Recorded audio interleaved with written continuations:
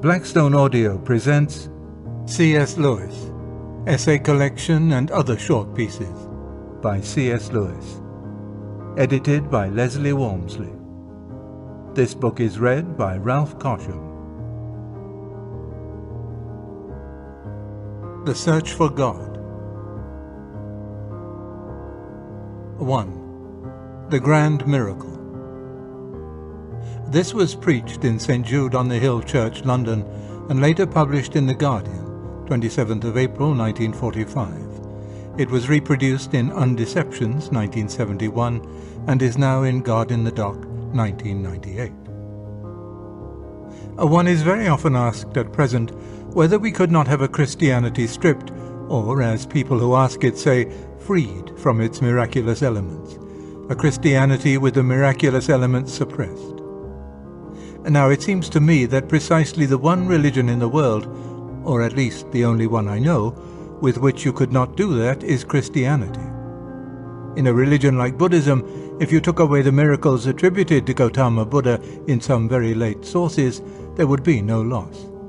In fact, the religion would get on very much better without them, because in that case the miracles largely contradict the teaching. Or even, in the case of a religion like Mohammedanism, nothing essential would be altered if you took away the miracles. You could have a great prophet preaching his dogmas without bringing in any miracles. They are only in the nature of a digression, or illuminated capitals. But you cannot possibly do that with Christianity, because the Christian story is precisely the story of one grand miracle. The Christian assertion being that what is beyond all space and time, what is uncreated, eternal, came into nature, into human nature, descended into his own universe and rose again, bringing nature up with him. It is precisely one great miracle. If you take that away, there is nothing specifically Christian left. There may be many admirable human things which Christianity shares with all other systems in the world, but there would be nothing specifically Christian. Conversely, once you have accepted that, then you will see that all other well-established Christian miracles, because of course there are ill-established Christian miracles, there are Christian legends just as much as there are heathen legends or modern journalistic legends, you will see that all the well-established Christian miracles are part of it, that they all either prepare for, or exhibit, or result from the Incarnation. And just as every natural event exhibits the total character of the natural universe at a particular point and space of time, so every miracle exhibits the character of the Incarnation. And now, if one asks whether that central grand miracle in Christianity is itself probable or improbable, of course, quite clearly, you cannot be applying Hume's kind of probability. You cannot mean a probability based on statistics, according to which the more often a thing has happened, the more likely it is to happen again. The more often you get indigestion from eating a certain food, the more probable it is, if you eat it again, that you will again have indigestion. Certainly, the Incarnation cannot be probable in that sense. It is of its very nature to have happened only once. But then, it is of the very nature of the history of this world to have happened only once. And if the Incarnation happened at all, it is the central chapter of that history. It is improbable in the same way in which the whole of nature is improbable, because it is only there once, and will happen only once. So one must apply to it a quite different kind of standard. I think we are rather in this position. Supposing you had before you a manuscript of some great work, either a symphony or a novel. There then comes to you a person saying, "Here is a new bit of the manuscript that I found. It is the central passage of that symphony, or the central chapter of that novel. The text is incomplete without it. I have got the missing passage, which is really the center of the whole work. The only thing you could do would be to put this new piece of the manuscript in that central position, and then see how it reacted on the whole of the rest of the work.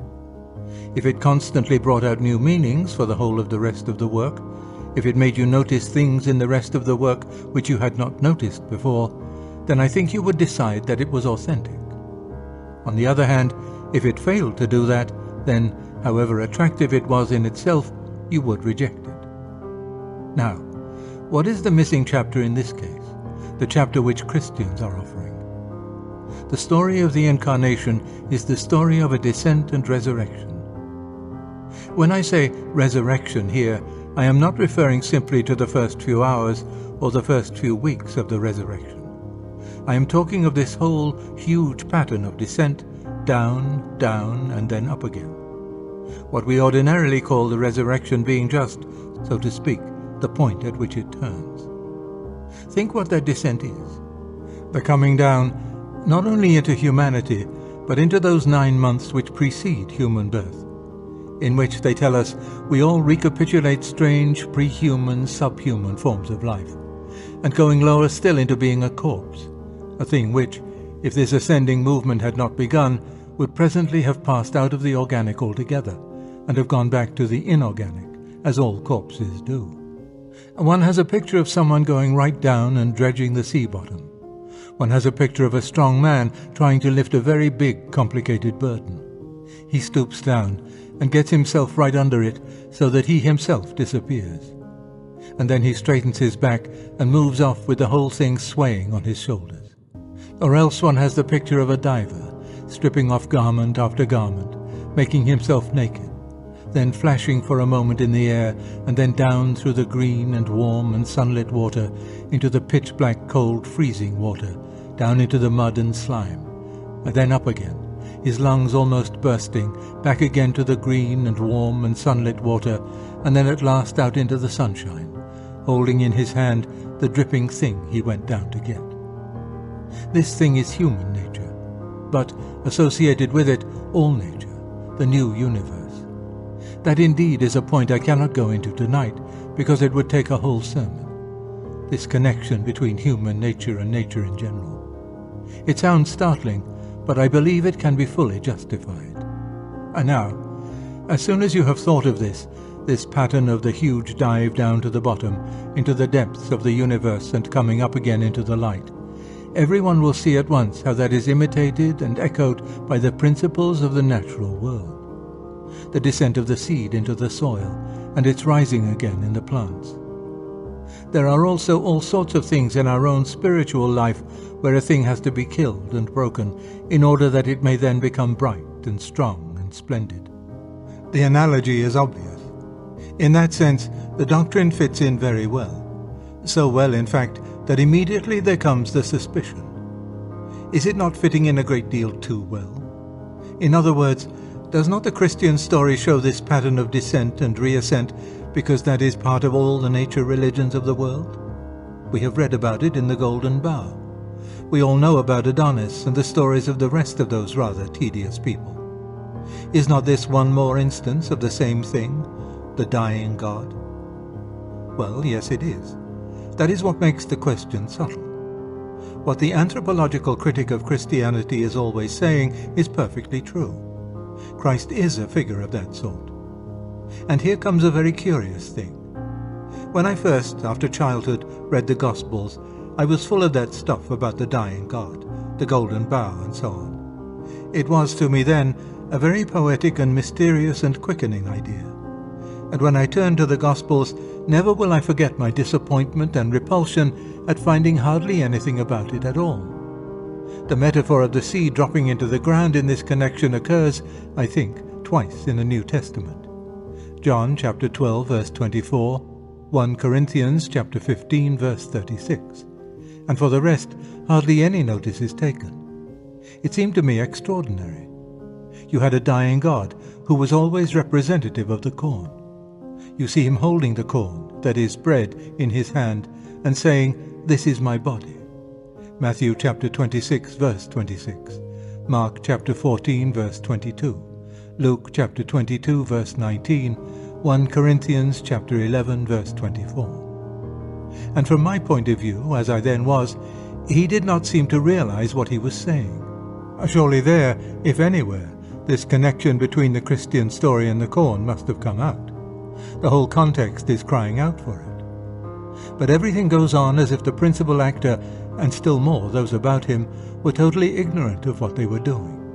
It is as if you got very good evidence concerning the sea serpent, but the men who brought this good evidence seem never to have heard of sea serpents. Or, to put it another way, why was it that the only case of the dying God, which might conceivably have been historical, occurred among a people, and the only people in the whole Mediterranean world, who had not got any trace of this nature religion, and indeed seemed to know nothing about it.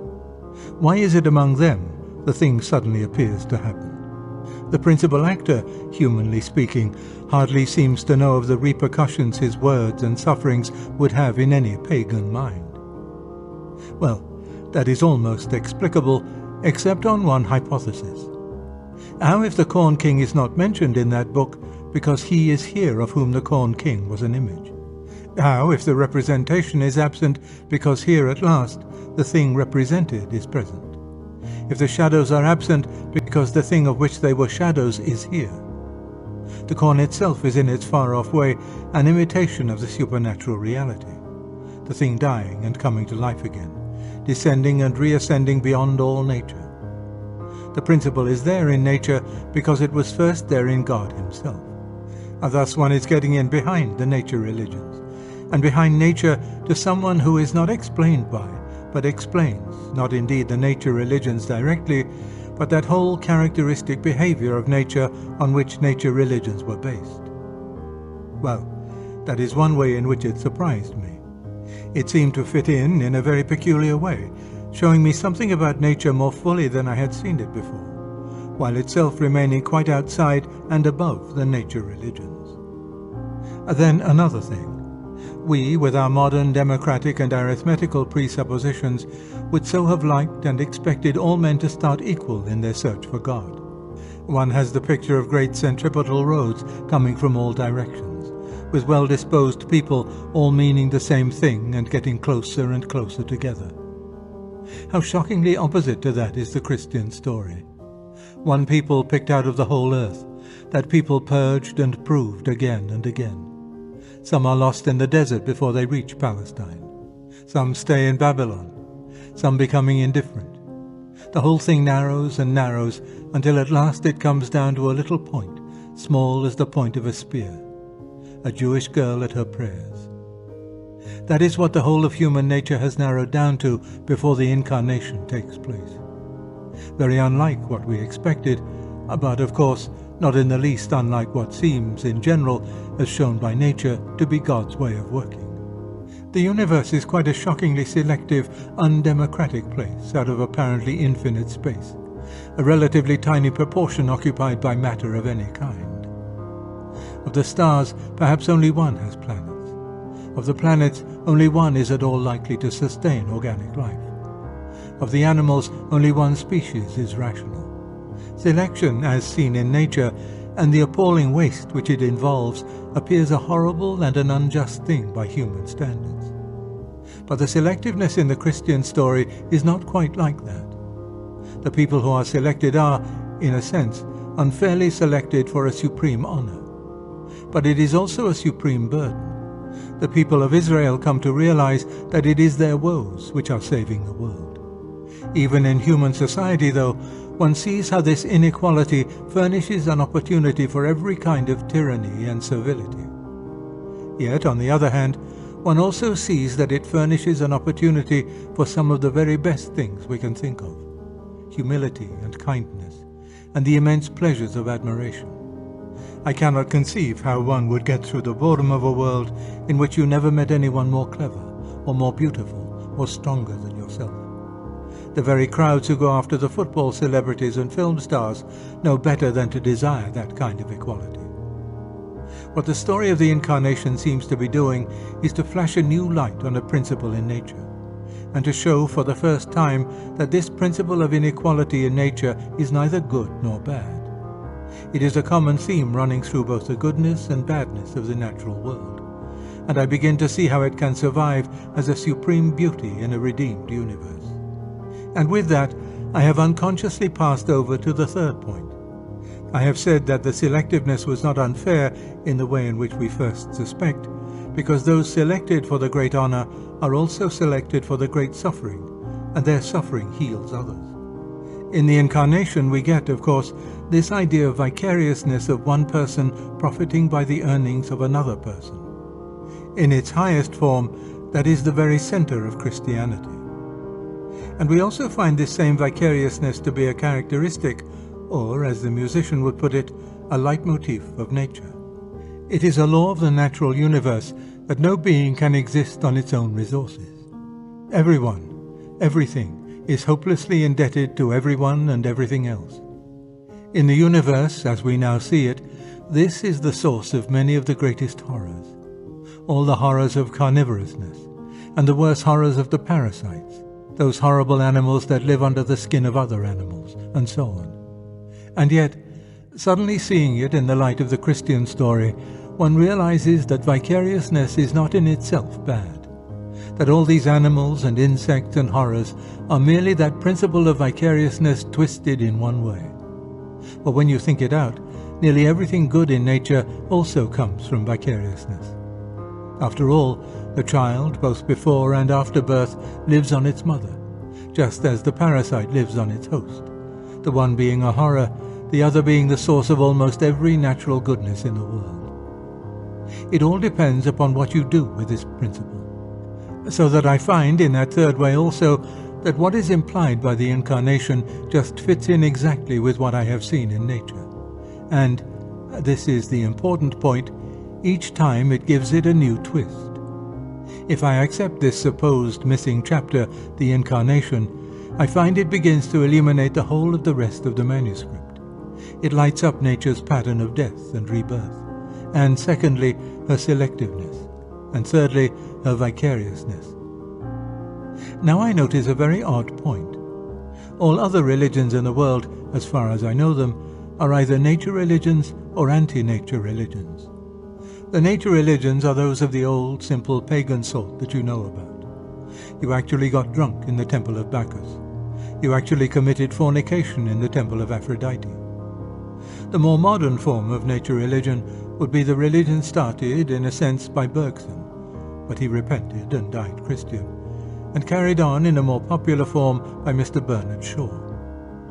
The anti-nature religions are those like Hinduism and Stoicism, where men say, "I will starve my flesh, I care not whether I live or die. All natural things are to be set aside. The aim is nirvana, apathy, negative spirituality. The nature religions simply affirm my natural desires. The anti-natural religions simply contradict them. The nature religions simply give a new sanction to what I already always thought about the universe in my moments of rude health and cheerful brutality. The anti-nature religions merely repeat what I always thought about it in my moods of lassitude, or delicacy, or compassion. But here is something quite different. Here is something telling me, well, what? Telling me that I must never, like the Stoics, say that death does not matter. Nothing is less Christian than that. A death which made life himself shed tears at the grave of Lazarus. John chapter 11 verse 35. And shed tears of blood in Gethsemane. Luke chapter 22 verse 44. This is an appalling horror, a stinking indignity. You remember Thomas Brown's splendid remark, "I am not so much afraid of death as ashamed of it." And yet, somehow or other, infinitely good. Christianity does not simply affirm or simply deny the horror of death. It tells me something quite new about it. Again, it does not, like Nietzsche, simply confirm my desire to be stronger or cleverer than other people. On the other hand, it does not allow me to say, "Oh Lord, won't there be a day when everyone will be as good as everyone else?" In the same way about vicariousness. It will not in any way allow me to be an exploiter, to act as a parasite on other people. Yet it will not allow me any dream of living on my own. It will teach me to accept with glad humility the enormous sacrifice that others make for me, as well as to make sacrifices for others. That is why I think this grand miracle is the missing chapter in this novel, the chapter on which the whole plot turns. That is why I believe that God really has dived down into the bottom of creation, and has come up bringing the whole redeemed nature on his shoulders. The miracles that have already happened are, of course, as Scripture so often says, the first fruits of that cosmic summer which is presently coming on. Romans chapter 8 verse 23, chapter 11 verse 16, chapter 16 verse 5. 1 Corinthians chapter 15 verse 20, James chapter 1 verse 18, Revelation chapter 14 verse 4. Christ has risen, and so we shall rise. St. Peter for a few seconds walked on the water. Matthew chapter 14 verse 29.